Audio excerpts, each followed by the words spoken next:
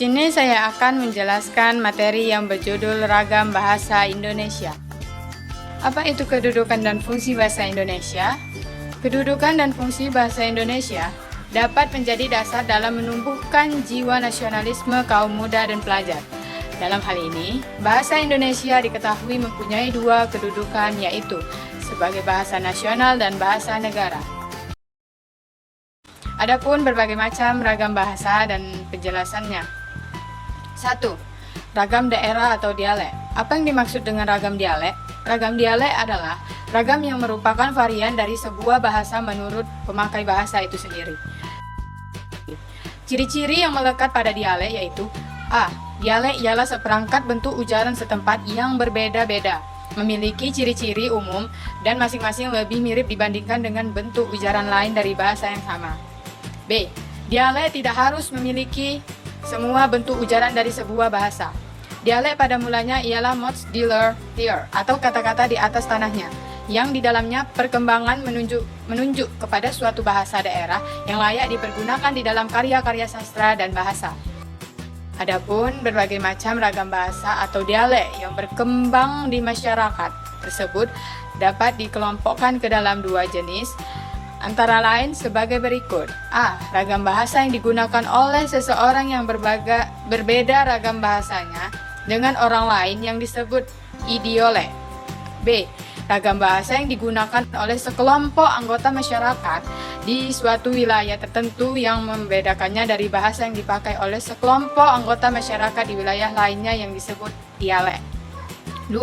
Ragam bahasa lisan dan ragam bahasa tulisan. Ragam lisan adalah ragam yang memiliki ketepatan dalam pemilihan kata dan bentuk kata serta kelengkapan unsur-unsur di dalam kelengkapan struktur kalimat. Ciri-ciri ragam lisan: A. Memerlukan orang kedua atau teman bicara, bergantung situasi, kondisi, ruang, dan waktu. Tidak harus memperhatikan unsur gramatikal. Contoh ragam lisan yaitu 1. Nia sedang baca surat kabar. 2.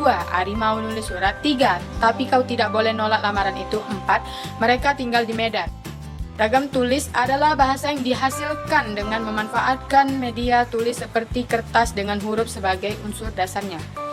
Ciri-ciri ragam tulis: tidak memerlukan orang kedua atau teman bicara, bersifat objektif, tidak tergantung kondisi, situasi, dan ruang serta waktu, mengemban konsep makna yang jelas, harus memperhatikan unsur gramatikal atau kalimat efektif. 3. Ragam baku dan ragam tidak baku. Ragam baku adalah ragam bahasa yang cara pengucapan dan penulisannya sesuai dengan kaidah-kaidah standar, seperti ejaan yang disempurnakan EYD, tata bahasa baku, dan kamus umum. Sedangkan kata tidak baku adalah ragam bahasa yang cara pengucapan atau penulisannya tidak memenuhi kaidah-kaidah standar tertentu. 4. Ragam sosial dan ragam fungsional. Ragam sosial dapat didefinisikan sebagai ragam bahasa yang sebagian norma dan kaidahnya didasarkan atas kesepakatan bersama dalam lingkungan sosial yang lebih kecil dalam masyarakat. Sedangkan ragam fungsional merupakan ragam bahasa yang dikatakan dengan profesi, lembaga, lingkungan kerja, atau kegiatan tertentu lainnya. 5. Bahasa Indonesia yang baik dan benar. Bahasa Indonesia yang baik adalah bahasa yang digunakan sesuai dengan norma masyarakat yang berlaku. Bahasa Indonesia yang benar adalah bahasa Indonesia yang digunakan sesuai dengan aturan-aturan kaidah bahasa Indonesia yang berlaku. 6. Fungsi bahasa Indonesia yang baik dan benar adalah: 1. Fungsi pemersatu kebinekaan rumpun dalam bahasa dengan mengatasi batas-batas kedaerahan sehingga mampu membangkitkan kesetiaan orang terhadap bahasa itu. 2. Fungsi penanda kepribadian yang menyatakan identitas bangsa dalam pergaulan dengan bangsa lain. 3. Fungsi membawa kewibawaan karena berpendidikan dan yang terpelajar. 4. Fungsi sebagai kerangka acuan tentang tepat tidaknya dan betul tidaknya pemakaian bahasa sehingga memberikan kesadaran orang akan adanya aturan-aturan yang baku dan layak dipatuhi agar ia tidak mendapat sanksi sosial. Kesimpulan: ragam bahasa adalah variasi bahasa menurut pemakaian yang berbeda-beda menurut topik yang dibicarakan, menurut hubungan pembicara, kawan bicara, orang yang dibicarakan, serta menurut medium pembicara. Dalam konteks ini, ragam bahasa meliputi bahasa lisan dan bahasa baku tulis. Pada bahasa ragam baku tulis, diharapkan para penulis mampu menggunakan bahasa Indonesia yang baik dan benar, serta menggunakan ejaan bahasa yang telah disempurnakan EYD.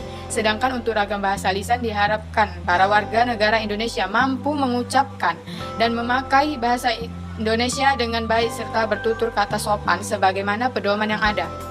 Saran, sebaiknya kita atau siapapun penduduk Indonesia menggunakan ragam bahasa yang baik dan benar, sehingga keberadaan ragam bahasa itu sendiri tidak penuh dengan adanya bahasa-bahasa yang terkadang jauh dari aturan bahasa yang ada di Indonesia, bahkan bertentangan.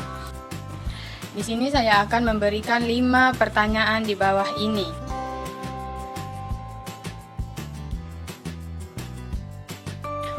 Sampai di sini penjelasan saya. Apabila ada kekurangan yang saya sampaikan, mohon dimaafkan.